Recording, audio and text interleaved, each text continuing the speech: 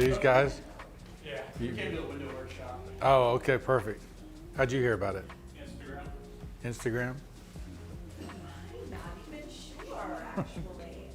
Just drove by and saw the lights on? I've been here virtually before, never in person. All right. Well, we'll start here in a minute or two.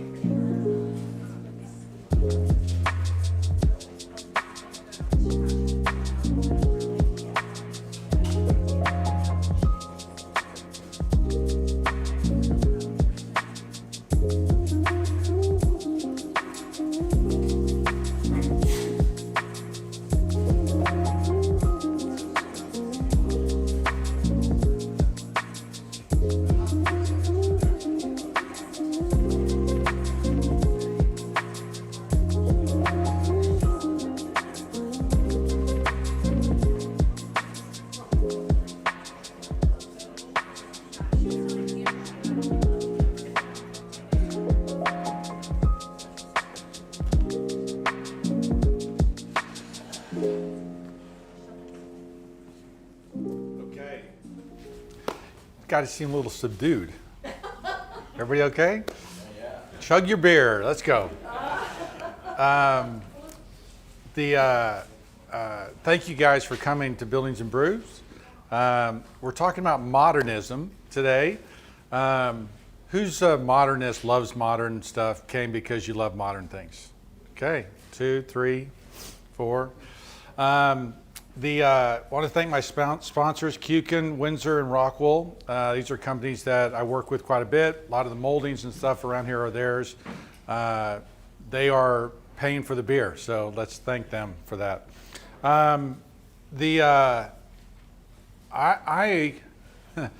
It's kind of weird for me to talk about modern things because I tend to be a purist and a preservation guy, but a lot of modern is very historic, and so hopefully we'll have fun learning all about this and kind of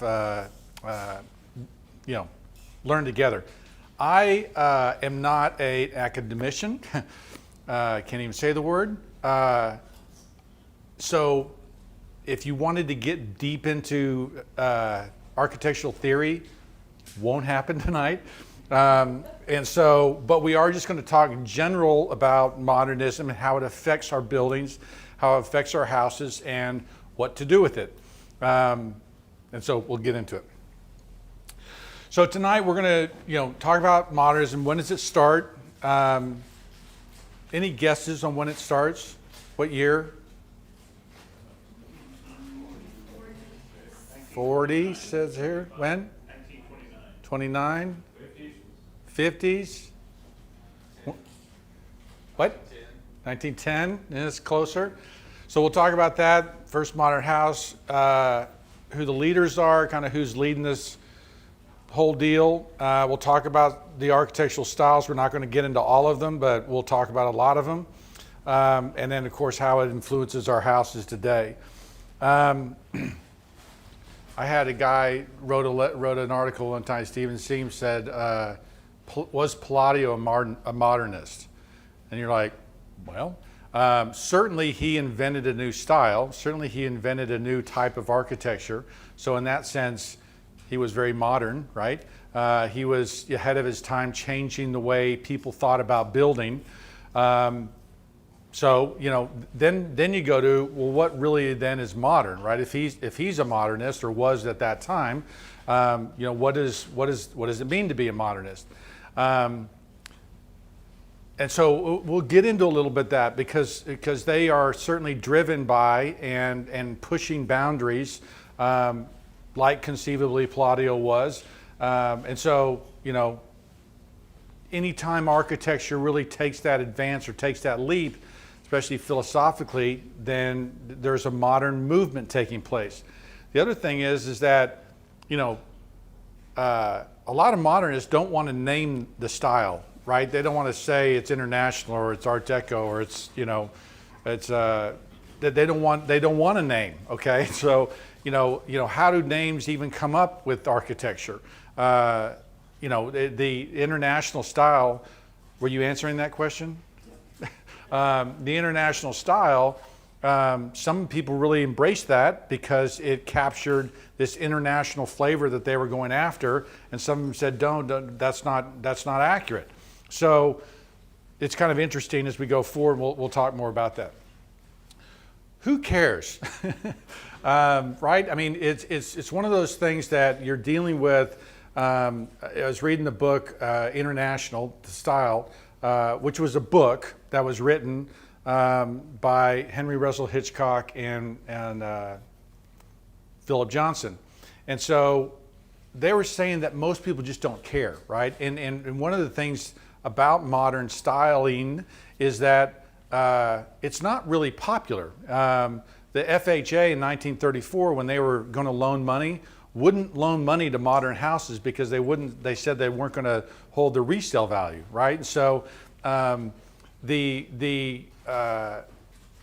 we're kind of getting into a 10% category. We're kind of getting into a category of people that not everybody really cares about, you know, whether it's international or Art Deco or anything else. And so modern tends to be a 1%, 2% kind of category that most people don't care, okay? And that kind of hurts me as a guy who loves architecture to think that maybe the reason there's so many ugly houses is because people don't care.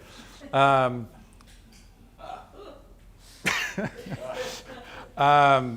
so, but architecture's so important, right? It reflects who we are. We got to think our buildings define us, or you know. And so Churchill said, you know, first we shape our buildings, then they shape us. And so I think architecture is very important, and yet I understand that a lot of people don't care. And then modernism tends to be very philosophically driven, very reflective and reactive, and I'll show you what I mean by that.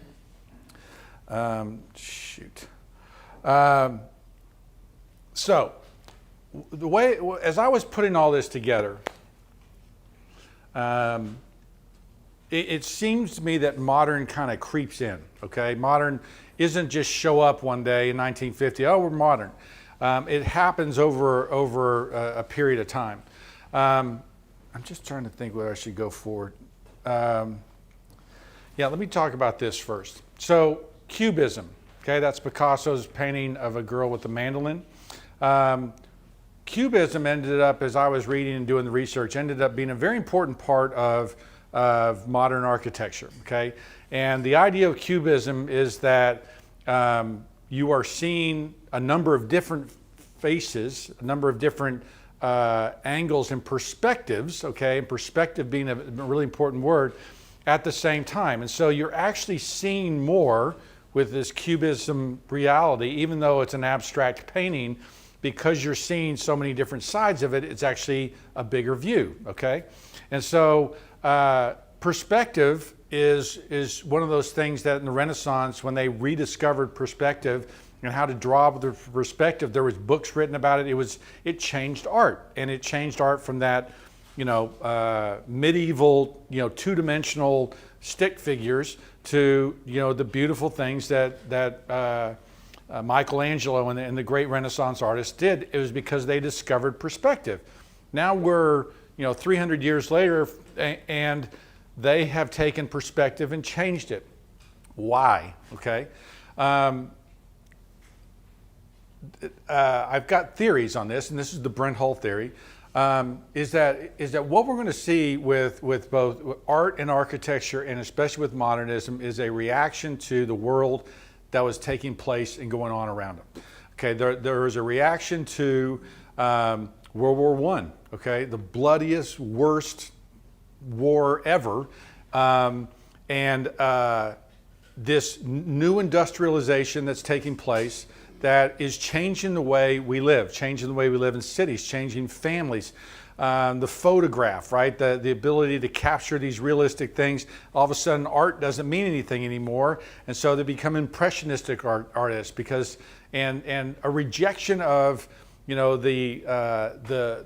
worldview. Okay, and so that's a lot of what's going on with modernism, is a rejection of the traditional norms. And so we'll start looking and seeing that, but when we talk about when modernism starts, it kept getting pushed back. And so, there was a movement in 1910 with Art Deco and International Style of those things going on that stopped because of World War I.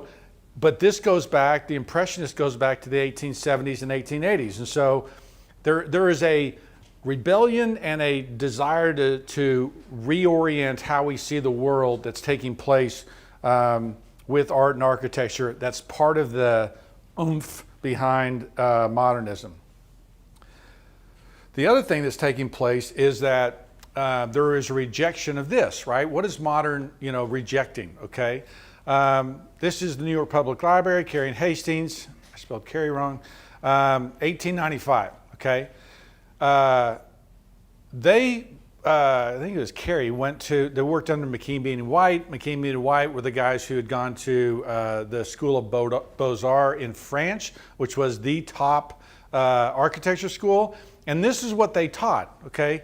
High style classicism, very ornamented, and this, they were looking at this going, this is a false skin, okay? This is a lie, okay? Now, why would they say that? Well, if you look at small town Texas banks and things like that, they looked at the classical system as being just this skin, okay, that you put on top of the building. And because cities were changing so fast, because life was changing so fast, you could no longer represent life this way. You could no longer represent buildings this way because buildings were changing. You started to have civic buildings, you started to have office buildings, you started to have all of these different, new way of creating a city and everything taking place. And so they're rejecting all of this. So as I go back to this, okay, there's a number of things that take place that kind of push modernism forward and cause a change. Because really, today, okay, the classical system of building is a lost art, okay?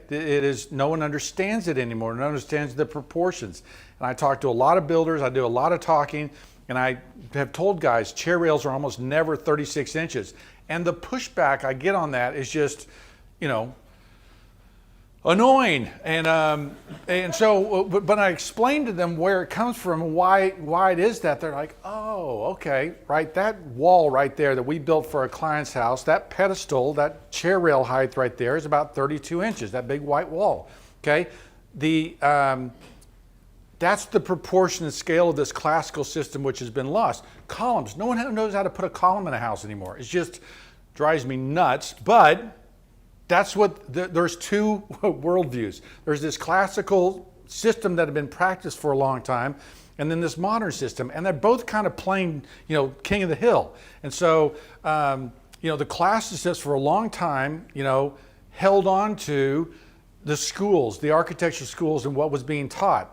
And then pretty quickly, okay, and we'll talk about that, why that change happens, the modernists take over, okay? And so there are things, there's symbols, there's philosophy, there's meaning going on there. So you're seeing this step that takes place. You're seeing modernism get to the top of the hill. And so we've got this industrialization, which is a reaction, to the over-ornamentation, the crazy stuff that was going on in the Victorian period, a lot of that driven by technology. World War I happens. I'm doing a whole search on World War I. It's unbelievable how bloody and terrible that war was, and how it changed because everybody was very nationalistic, and yet the death was just, it's unbelievable. So the desire to see this world differently after that war, of course, it leads to World War II, and then this change that takes place as we get into the mid 1900s and mid-century modern. So we're going to just talk about these steps that are taking place and how we get there. Now, step one, the arts and crafts movement. This really, if you read quite a bit about it, everybody believes that it's kind of the arts and crafts are, and this is the prairie craftsman and bungalow styles, Frank Lloyd Wright, the Green brothers out in California. They're really the first modernists, okay? The rejection of Victorian values, the materialism, the excesses, a desire for honesty in architecture, which we'll talk about that, and then this influences of the simplicity and the Japanese stylings that take place in this style, right? They are rejecting this, and this is Craftsman Farms, this is Gustav Stickley's place, right? That everything is wrong with this, right? The way the houses are decorated, the over-ornamentation, the lack of a style, right? It's just the Queen Anne is just a mix of different styles, and it's just gaudy and kind of over the top. The way the chair changes from this heavily carved French Empire looking thing to the very simple, honestry and construction where you can see the joinery and everything and how it goes together. So a dramatic change. Starts with this, the Columbian Exposition, the World's Fair in Chicago, and this was, the buildings that were built, the Great White City, and in the pond in front of the thing was the Japanese ho-ho den, okay? And Frank Lloyd Wright, the Green brothers, and Gustav Stickley all see this Japanese style architecture with the simplicity and the beauty and the joinery and the how these things were put together. When these were all being plastered with wires as temporary buildings, these craftsmen came over and carefully assembled these things with tight joinery and everything else. It was such a peaceful little place over here. It really changed and had a huge influence on how people thought about that. But these house styles, right, that if you think of this versus the Victorian, and if you've been to Frank Lloyd Wright's house in Oak Park, there's still the Victorians there, and then his long, low houses. It's really dramatic, and, modern and jarring, okay, how different these houses were versus what was going on. This is the Gamble House out in California. This is the Green brothers. Joinery, craftsmanship, functional ornamentation, right? All the brackets and the eaves and everything else are ornamented, but they are functional ornamentation. These are radical houses. We don't look at them as necessarily radical right now, but this is like 1904, okay? And the things that were being built compared to this, it was just being like, what are you doing? What even is that? As they looked at it at that time. Certainly these interiors are over the top. This is the Gamble House. Apparently they were at one point were going to paint over all this woodwork, which would have been quite the tragedy. Right, but everything's built different, right? The fireplaces, the stairs, the joinery, all these things that are going on, the ornamentation is very different. And so you can definitely see the Japanese influence in this architecture, but this is modernism. Frank Lloyd Wright, I used to always wonder, kind of like the Beatles, like, why are they such a big deal? But Frank Lloyd Wright really was a big deal. He invented himself and reinvented himself, and his influences, the more I read about modernism, especially in Europe, there was a portfolio of his work that was over there in like 1910, 1915 that was groundbreaking for so many of these international architects. But look what he does to houses, okay? He takes the house, the vertical house, and basically turns everything on its side and just this low horizontal design, okay? And everything in the houses that he's built is accentuating the horizontal. He would have first of all, the bricks were the Roman bricks that were long and thin. He would have the mortar joints, cut in this way, but not cut in vertically. He would change the color of the mortar joints so that all you see was the lines there, right? There was a horizontality to his designs that no one else was doing. And if you think this house was like 1904, 1908, 1909, we start copying this in the ranch period, right? 50 years later, okay? That's how far ahead of everything he was and the way he was thinking. The inside of his house is the open floor plan, 1909, right? We don't start doing open floor plans till after 1950. So really was a genius. He was apparently an arrogant genius, but he was a genius for the things that he was doing and how he was thinking about stuff. But his work is incredibly influential, and the whole international style that becomes so horizontal is, certainly inspired by a lot of the things he was doing. But these interiors still look modern. They still look crazy and over the top, but amazing. And this is the one in Oak Park, 1902. I mean, 1902. So that Victorian, that Queen Anne Victorian, is something that could have been right next door to it. And this block and this street, it's radical. And I don't think we see it that way anymore because it's been around for 120 years, but it was radical, crazy. So first step towards modernism is the arts and crafts movement and what goes on in this period. What happens next is we hit World War I. Now, I don't want to spend too much time on World War I, but basically what happens is it's kind of the first war where you get away from the professional soldier, okay? Where you get into countries that throw non-professional soldiers into the fighting ranks.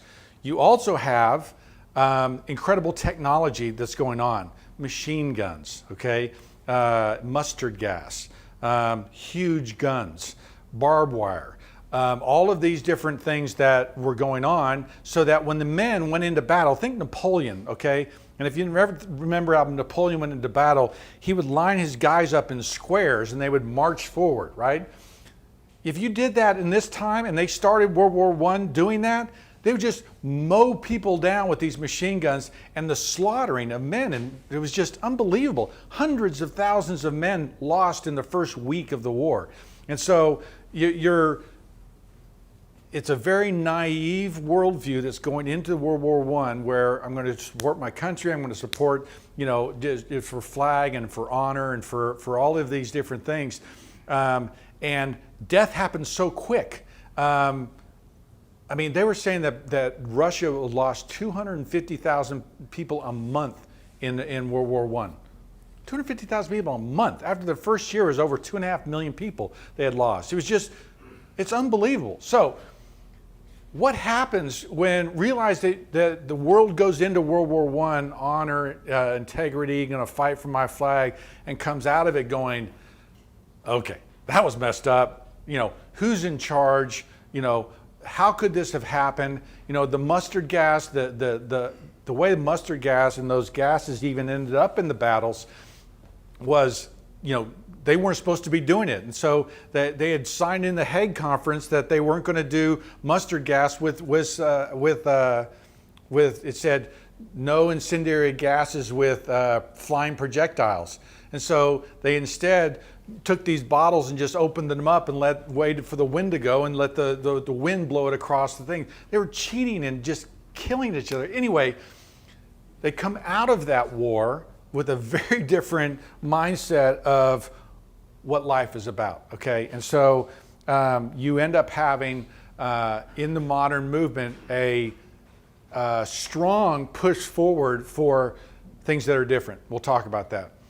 Really, there happens to be a struggle between what is Art Deco, okay, and this international style. And we'll see that they, are really struggling over craftsmanship, in my opinion. But they also have different ideals of what they're trying to do. I love Art Deco. Love Art Deco. Who loves Art Deco? Brittany? She doesn't love Art Deco. I'm trying to talk her into it. So Art Deco was essentially a desire to,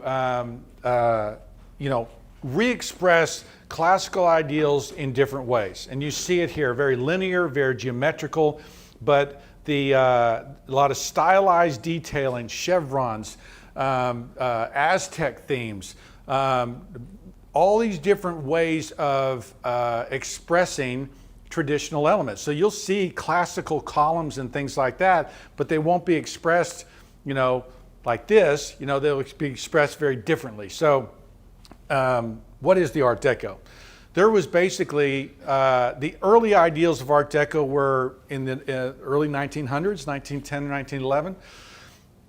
World War I happens, and so it gets pushed off to 22, then 23. And so finally they have this exhibit, the Arts Décoratifs Industriels Modernes, 1925. Now, it basically was a decorative arts deal. Basically, it wasn't necessarily about architecture. It was about finding manufacturers. Okay, so it wasn't even necessarily artists. It was finding manufacturers who wanted to make modern things. And there was even in the introduction it said, or in the program it said, it's open to all manufacturers whose products are artistic in character and show clearly modern tendencies. So they were looking for, furniture, dresses, art objects, jewelry, all these different things that could be expressed artistically. That's what this whole thing was about. And so this is the exposition. This is the exposition ground line. There's one of the buildings. I think that was a department store. And so you're seeing kind of how this is looked and put together. It ended up just infiltrating so many different areas of life, from the furniture, to this is Rockefeller Center, which is an awesome Art Deco thing. The artwork is incredible. But look how they're expressing that human figure. This is an idea for a hood ornament for a car, expressing speed. But whenever you see that sleek, long lined kind of look, you're looking at that Art Deco kind of styling, which is really awesome. Obviously the most famous buildings, probably the Empire State Building and then the Chrysler Building in New York. New York was growing right at the time when Art Deco was happening, and so you end up having these big tall buildings that are expressed that way. Anybody been to Buffalo City Hall? One of my favorite buildings is their City Hall, which is just this celebration of civic pride and what the government can do for its people. You're seeing here, can't see what that says. I think I've got another ring, but look what's going on here. We've got these huge big arches, this geometric tile pattern. There's a column that's expressed with a capital, right? So it's got like a bronze capital, a marble shaft, very sleek, very modern looking form, still classical though, okay, in proportion, but expressed differently. Just one of the doorways in the hall, no wood casing, all marble, geometric patterns up here. So here was that, it says Buffalo, railroad, agriculture, right? This expression of industry, the expression of the importance of the city. One of the other murals on the other wall had Buffalo and United States and Canada, because it's on the border between the two, and how it's kind of bringing things together. This designer, Dodge Leftwich Dodge, Love him. And of course, they had one in construction, so I had to steal that one. Had to take a picture of that. But it's almost Michelangelo-esque, figures, working, building, crafting. Love that. We'll just stay here and look at that. I really do think it's awesome. It's inspiring. We have a bunch of great Art Deco buildings here. Farrington Field, no, that's Art Deco. Obviously, the columns expressed very similar. Sammy Baugh, the TCU quarterback, was modeled for that. T&P Station, right around the corner over here. You see all that decorative looking stuff there. The Sinclair building downtown, which is now Lofts, and of course, Amon Carter, right? And so what happens is in the 20s, okay, Art Deco is very decorative, very, decorative. As you get into the 30s, especially after the Great Depression, you see it kind of reduced and not quite as crafty, not quite as designed. This is a WPA mural, so Works Progress Administration mural that would have happened in the late 30s. And so you can tell that Art Deco, when it was in the 20s to the 30s, very exuberant 20s, you kind of subdued in the 30s, but a very exciting style that I love very much. International, oh yes, sir. Question, what is the difference between Art Deco and Art Moderne? Or is there a difference? We talked about naming before. I suspect there's some people, he asked what the difference was between Art Moderne and Art Deco. My quick answer is that 90% of people would say there is no difference. They're one and the same, interchangeable. Now, if I'm a history or an architecture professor, I might have little distinctions and stuff like that, but from all my research, they're the same. There might be a time period, one's a little bit later, but they're basically the same. International movement, okay, also starts kind of into the 1911, 1910. It is named from an exhibit in New York. Basically, Albert Barr was the director of the new Museum of Modern Art in New York, 1930. He wanted to do an exhibit on architecture. So he asked a critic, Philip Johnson. Philip Johnson becomes this architect and everything else will follow him later. And Henry Russell Hitchcock, an architectural historian, to travel around the world, go look at architecture, and then write a book and do an exhibit. And so they go around and travel around and visit a bunch of people and are very inspired, and they come back and they start this exhibit called the International Architecture Exhibit. And so that's where the name comes from, okay? And it is from this exhibit, but it's really architecture that had been happening since the beginning of the 1920s. And so it's really a study of architecture from 1920 to 1930. And even though we'll use this international name, even, it transforms after 1950, it really doesn't really capture beautifully what was the name, because some people, as I said before, don't even like that name. The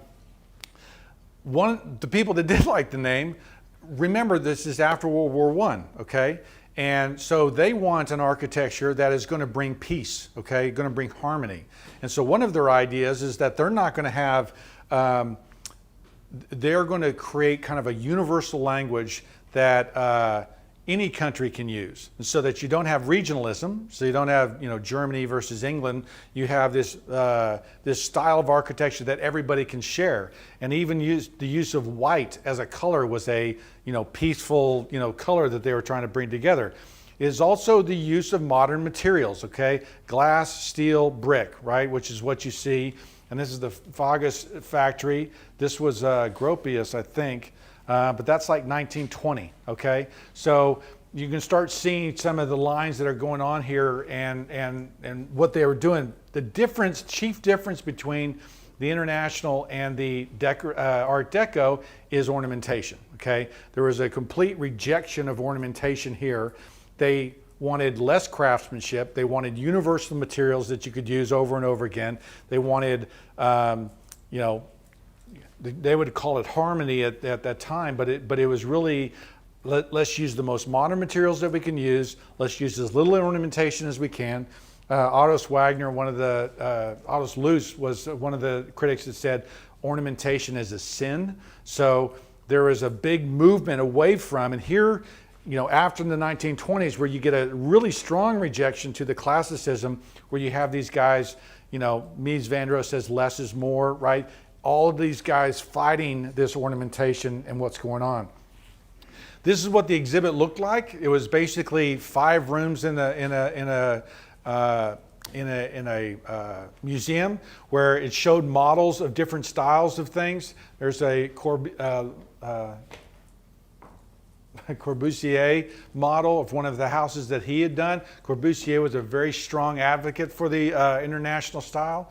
But it's basically these 3 guys that kind of put this together, and that's what that exhibit looks like. So other things that are happening in this time, right? Now we're between the 2 world wars, okay? Come out of World War II, 1920s, things are going great. 1930s, the worldwide depression. At the same time, okay, starting in 1919 is the Bauhaus, okay? The Bauhaus means, I think it's built house, is an art school, okay? It is it's run by Walter Gropius from 1919 to 1928.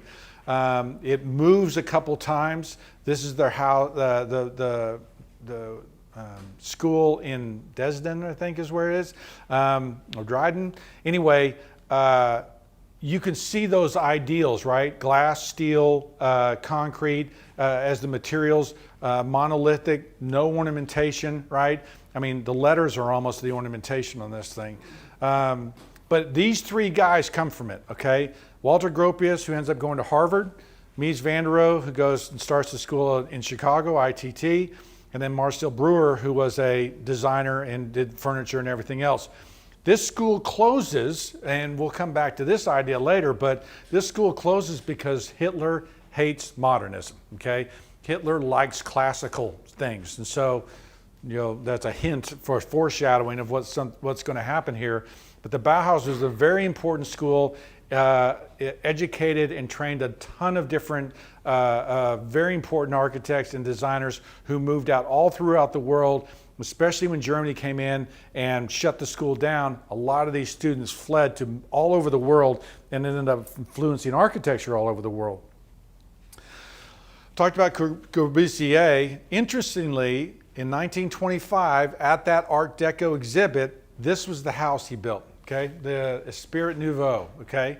Now, he was talking about the international ideals even then, and the Art Deco people hated this house. They tried to build a fence around it to keep him from showing this off. Because if you remember those pictures with all that decoration and ornamentation, this was his answer, right?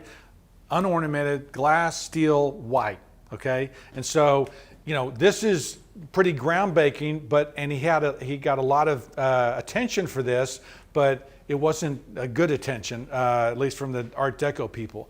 But this is the kind of things he was doing. He believed in functionalism. Now remember, we're talking about industrialization has happened. We're talking about how the cities are changing. Corbusier is looking at it saying, houses are changing too. And so that whole idea of a machine for living was one of his quotes, that this is what a house should do. It should be a machine for us. It should function. And it wasn't about ornamentation or beauty. It was about being a tool. So he is pushing all this functionalism. And why would you ornament something that's very functional? So it's all part of that philosophy that was driving how all this got put together. And then, of course, you have Mies van der Rohe. Okay, this is the German pavilion in Barcelona. That's why this is called the Barcelona chair, because this chair was designed in this pavilion. It was basically steel, these plain marble walls, flat ceiling.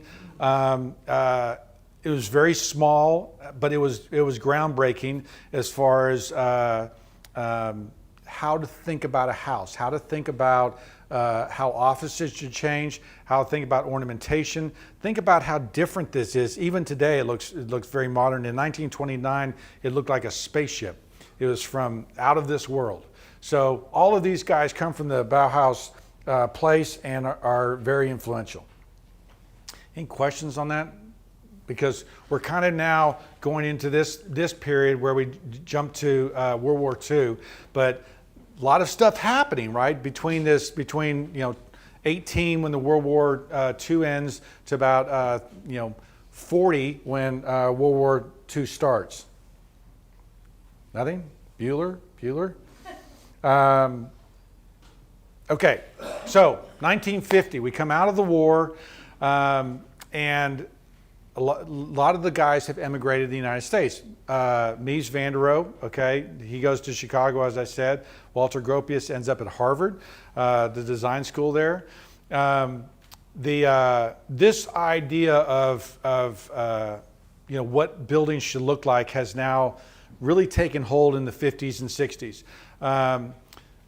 We'll talk about this in a little bit, but because Hitler was such a classicist, okay, because he believed in the rejection of this, all his architecture and all of his, classical columns and the things that he was building, and I'll show you that in a little bit, is considered fascist, right? And so the classical ideals, the classical skins, the classical vocabulary is looked at as like, that's what Hitler did. I'm not doing that. So one theory is that the reason classicism dies is because Hitler was such a, proponent of it. And he had this architect, we'll talk about him, and the designs that he had. I mean, it was hard to want to be associated with that after what he was doing. And think about what the internationals guys were doing. They were talking about a universal design ideal, bringing people together. They were talking about, getting rid of those old world ways that got us in so much trouble. Okay, those old world way of thinking, those countries, the regionalism that was going on that caused the 2 world wars. Let's separate ourselves as much as possible from that. So this is embraced, right? It's not just, oh, I guess we'll do this. It's actually embraced as a new way of thinking. So, talked about Walter Gropius, talked about him at the Bauhaus. He flees. This is his house in Massachusetts when he's when he's teaching at Harvard, and he teaches there for a long time and has a ton of influence on schools. Talked about Mies van der Rohe. ITT, International Technical Institute, technical something. This is his Farnsworth house, okay, a very famous house that he built in 1950, okay, still pretty early. The glass house, Philip Johnson also did a glass house, but he ends up at ITT, and this becomes, okay, if you wonder where the glass box comes from, it's all part of that modern movement, okay. And really what happened is everybody embraced it. It becomes very corporate, okay? So no one calls this the international style anymore. They just call it, it's kind of, in the books they call it, corporate architecture, because you see, with things like, the Seagram's building and the Lever building, right? All these things start to look the same. And here's the problem. The international, movement where they wanted to make everything look the same, this is the result. Everything looks the same, and our cities kind of start looking boring and monotonous, and there's no regionalism anymore. And so the things that they were going for, they accomplished it, and this was the result. And so basically, what happens is that this type of architecture begins to, by the 1960s, begins to have a great deal of pushback, okay? And so it was quickly realized that glass boxes are not livable, okay? They're hard to heat in the winter, they're hard to cool in the summer, they leak. And so these ideas that had been the Farnsworth house and the glass house of Philip Johnson weren't buildings you lived in, they were buildings you looked at and kind of, they won awards. Robert Venturi, who wrote Learning from Las Vegas, which we'll talk about, wrote less is a bore, okay? What was he reacting to? Mies van der Rohe is saying less is more, right? And so he's come back and said, yeah, that's fine and everything, but gosh, is it boring. And so a rejection of that. Tom Wolfe wrote From Bauhaus to Our House. Anybody read that book? It's a very short book. It's really good. It starts by saying this: oh, beautiful for spacious skies, for amber waves of grain, has there ever been another place on earth where so many people of wealth and power have paid for and put up with so much architecture they detested as within this blessed border? The claim was that this style had become elitist. It had become, he was describing these meetings where the client goes in, the architecture presents something, they're like, yeah, I guess that's good, and they're accepting this architecture which is ugly and is not beautiful. And so he goes through. I like the book because I agree with a lot of the things he's saying, but it's very interesting to see the pushback, and that's what they're pushing back on, is that kind of corporate modern. Robert Venturi wrote this book, 1966. I think it got published in 72. And Robert Venturi was an academician, and he taught at, I think, Penn. But he did a study when he went to Yale, and he took a bunch of architecture students out to Las Vegas to study the architecture. Now, it's a little bit ironic because Las Vegas isn't really a city, okay? It's kind of a big strip mall with a lot of signs, okay? And kind of on purpose, he describes the difference between these buildings and how they work, basically a box, but the sign is this ornamentation, as he would say. And it's basically a long study of how Las Vegas works, how these buildings call people to it, as opposed to the modern buildings, which are very austere. You don't even know, who's in there or what's going on. And you compare that to, these things, which it's very clear, what the building's for, what's going on inside, and it's a different expression. Now, Robert Venturi with this book starts postmodernism, okay? It's basically this book which is critical of, this kind of modernism, which is austere and elitist, okay? And he starts, in my opinion, another elitist modern architecture movement called postmodernism. Now, basically what he says and what postmodernism is it's a look at, and I find it to be, I said it's elitist, I find it to be kind of an in-circle kind of joke. Because what he's doing here, this is the house he built for his mom, which is very influential. And what he's doing is he's showing, well, look, there's a broken pediment, okay? And of course, if you go into classical architecture, the broken pediment is a very important piece. Here's an arch, here's a center chimney. But at the same time, you've got this disorientation with the windows that's kind of jarring and throwing you off. And he's doing that on purpose, okay? He built this, the Guild House, which is a retirement center. And again, he's playing with this arch here and the single column, and he blends it in with the other things that are going on in the neighborhood in a tongue-in-cheek way. And so postmodernism, 60s, 70s, as it's coming out of that thing, and really into the 1980s, okay, becomes very important. Our friend Philip Johnson, okay, two very important buildings he did. This is the Pittsburgh Plate Glass building. What do you think he's playing to there? Yeah, it's Gothic, right? It's almost like a Gothic cathedral, right? And what's he doing here, right? He's got this broken pediment at the top, kind of giving everything else is flat roofs. It became a very important building that became very recognizable. But when you see that kind of architecture and that kind of stuff going on, that's kind of that postmodern. Now, I think that this continues to today, okay? We're still in that postmodern period where architecture isn't wanting to be defined, okay? Frank Gehry, the Balboa in Balboa, the Guggenheim in Balboa, there's a lot of criticism about modern architecture for things like this, because apparently Balboa is a very small little city in the corner of Spain, and they had him commission this thing almost as a attraction so that you would come visit it, because there's nothing else in Balboa to see.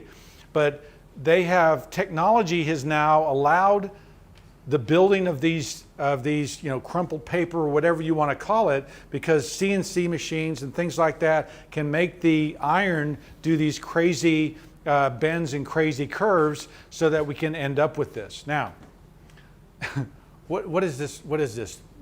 this is a 1% deal, in my opinion. This is a very specific, these architects, compare this guy to like Frank Lloyd Wright. Frank Gehry doesn't really do houses. 90% of Frank Lloyd Wright's work was houses. And so the architects change. You've heard the term starchitect, okay?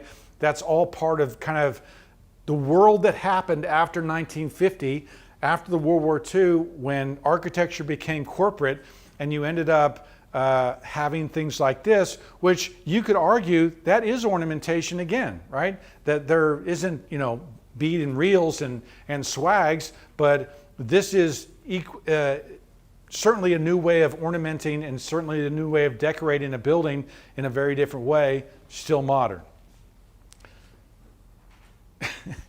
Any questions about that? Anybody want to fight me on that? You were talking about those ones that were like a rejection, the first postmodern ones. I'm having a hard time picturing the sales pitch to the client where he's like, I'm just doing this to kind of mess with people. I agree. And I'm going to get to that in a little bit because that's where I think it's almost mean-spirited what he did in the Guild House. At one point in the Guild House, this little arch there was a tip of the hat to the old people that lived there, right? That they would want traditional something in there, so we put an arch in. The other thing is that there used to be an antenna, TV antenna up there that was like abstract art, but it also was a tip to the hat that all the people doing here is watch TV. And so, right, that's just kind of mean-spirited. That's just kind of kicking at your client as you're, cashing their check. And so it's right, I don't get it either. I don't know how it happens. It bugs me. But I'm a traditional guy, so, it's kind of where I grew up. All right, so what happens next, right? Where do we go? And I think we should talk a little bit about the classicism and the modern architecture and how these two meet and how these two live together, right? Because I think, as I come to the end of this thing, I have biases, and I do think that these worlds should live together, and not like this, but live together. I talked about Hitler and Albert Speer. I didn't tell you that his architect was a guy named Albert Speer. And there's a whole book. This is the book. I've got a copy of it. It's very, very interesting, very fascinating. Basically, Hitler hired Albert Speer to create Berlin as the world headquarters, right? It was going to be, if you've seen the movie Man in the High Tower, anybody see that on Amazon? They show a lot of those buildings that Hitler was designing and Hitler was doing, but these areas for rallies and things would hold 100,000 people, and they were designed with this huge scale, but you can see that they completely were going to change the whole city of Berlin to have this classical ideal. So when obviously Hitler's pushing this is what the representation of classicism becomes, and it's some people's theory that because classical architecture is seen as this old world fascist kind of thing, they've got to reject it and they've got to embrace the modernism because that's so terrible.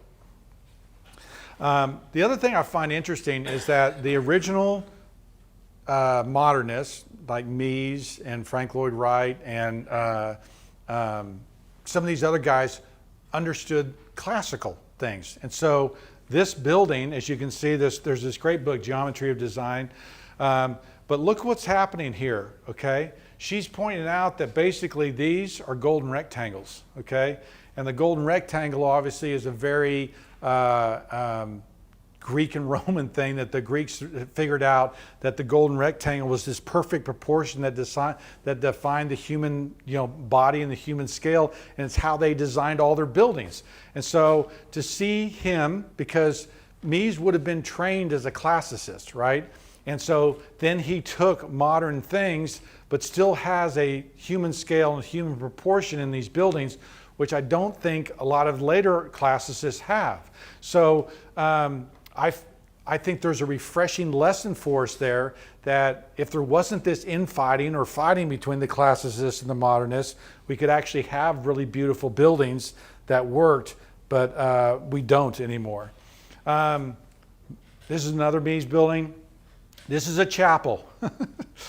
Can you believe that? It looks like a 7-Eleven. But if you look at it too, you know, one, there's this golden proportion in the size of it on the floor plan, but you also see this, how he's proportioned this thing out so that there is this golden proportion to it. But this is why less is a bore, right? I mean, there is no ornamentation. It's ugly to me, even though I can see the proportions are there. And so maybe if I was standing at a different angle, it would look better than it does. But that's a tough one to swallow. But he does show he was trained as a classicist. Robert Venturi, again in this book, she breaks down a number of these important houses. You do see the organization of what he was trying to do, okay? And this is, I'm going to come back to this because this is a problem with building, and this screws up builders today, in my opinion. But look at the, you know, the chimney is off center, and you're like, well, where did that come from? Actually, you see when it's laid out that way, it's part of, kind of connected to the center line. There's these arches that go across that kind of unify and tie the building. I've talked before about regulating lines in architecture that just stand in front of it. And because there are these lines that kind of pull it and tie it together, it ends up looking good. Not that this building does, but so it's a very organized building. It's very smart, right? And maybe that's what he's showing the clients in the meeting is how it comes together. But the problem with this, okay, in my mind, and this is where I think it's it's like the smart kids go over to the corner and laugh at what they designed that everybody else accepted, where I find it kind of elitist, is when this goes on the market, okay, now I'm speaking as a builder, builders drive up and go, I can do that. And they end up designing these houses or building houses that, you know, aren't organized, okay, aren't put together like this, aren't, you know, done very well. And we end up with these ugly houses. And it just drives me nuts. This is another example. This was built in 1962, but he purposefully got cheap windows, got the brick that matched the neighborhood, and I think he built an ugly building, right? And so it doesn't contribute to the overall beauty of the landscape that I think architecture has the opportunity to do. And so this too is a very clever inside joke. It's a you know, expression of you know, how much smarter he is than the client, but I don't think they left the landscape in a better place. And I can see a lot of developers looking at that and go, well, I can do that. And, you know, not having all the architecture and all the regulating lines that might come together, and we end up with ugly buildings. I think a solution is that in a modernist thing that I would point out is I think Alice Beach. I've talked about it. I've done films about Alice Beach. It's in Florida. It's designed by a new urbanist, Andres Duwani, and his wife came up with this new urban ideal where they basically looked at cities of the past, the walking cities, the walkability, and they said, we should be designing buildings like that today. They took inspiration from Bermuda and from a tropical climate of where these things came from, but the variety and the craftsmanship and the other things that are going on here, my argument is that right now, you may not know this, but modernists and classicists fight, okay? The Institute of Classical Architecture and Art, which is a teaching body that started in New York in the 1990s. There's a Texas chapter. I was on the Texas chapter. We tried to go to the University of Texas and teach a weekend seminar in classicism, and we weren't allowed in. Now, why wouldn't they allow us in? They didn't want classical ideals being taught this modern school. And that's ridiculous to me, right? The students wanted it there. The students wanted to learn, kind of figure out what these things were. And there's infighting, right? There's big brother, little brother, or something that they don't allow these things to come together. And I think it's to our detriment. We don't have as pretty places as we could because the historic modernists understood the classical things, and the things that they brought together were quite beautiful. And we could have that again today, but we don't. Modern legacy, I love some of these things. I love some of the design of these things. Walter Gropius, 1923, those handles are very famous. You see those from a number of different people, but that was his design in 23, right? There are beautiful things, well-proportioned, great things that can be designed and built, but we lose sight of them. All right, so how does it affect our houses? A lot of these things, if you read Virginia McAllister's book on Field Guide in America, really since I think that the last architectural style in America was the ranch style, okay? Where you could drive up and go, oh yeah, that's a ranch style house. But the houses that have been built since then, you kind of go, well, it's new, it's contemporary, it's, some of these A-frames, right? Certainly that's after 1960, 1970. There's, what's his face's house? Venturi's house. But there's all these different styles, and I don't even want to go into them because I don't want to, give them credit for anything because I think they're ugly. But there's a lot of different styles of things after the 70s. But why don't we have a style, right? Why isn't there a unified style like period revival or the arts and crafts or Greek revival? If you look back historically, there were eras where you had these particular styles of houses. And so after 1950, if you watch my mid-century modern one, I talked about the speed that came out of World War II, that we were trying to build as fast as possible because we had such a housing glut. And we ended up with these things like the case study houses, which were designed to be built as cheaply as possible in a mass production sense. And so we have learned, okay, a bunch of bad habits. And so, the industrialization that happens to housing before 1940, okay, is, in my opinion, good, okay? After 1950, it turns into widgets, right? Where we're just making things cheap and fast, as fast as possible. Think about the idea that cookie cutter houses make mansions. Those are words that happened 1970, 1980, right? That isn't a 1930s kind of thing because there was no such thing as a cookie cutter house, right? And post production, 1950, 1960, we start to have those. Our building landscape is not led or directed. If you look at the modern style, it's led by these people who bring ideas forward and lead things forward. And I don't really think we have a leader right now in the home building industry because it's led by a bunch of builders and production builders who build the majority of the houses.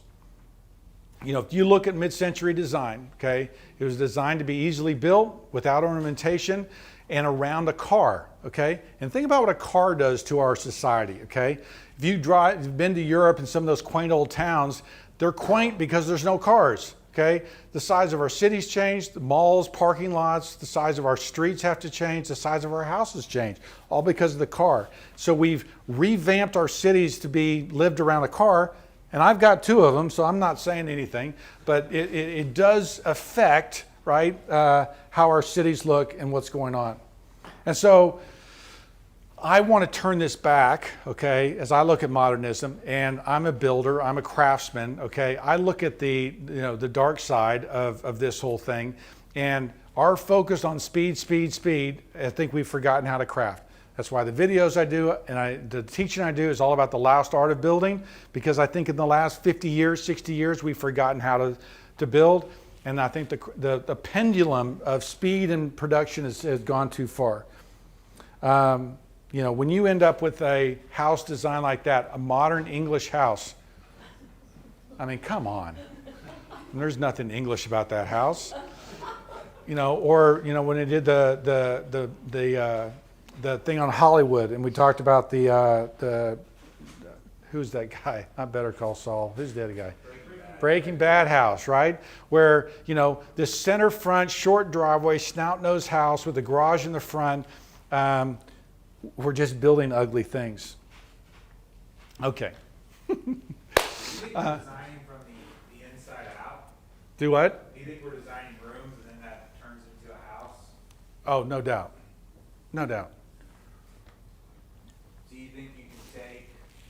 I don't know how much you want me to rant, but the Well, I'm just wondering if you can take, you know, when I remodeling an old house from the 1920s, like a craftsman, I'm thinking about how to make it a little more modern, right?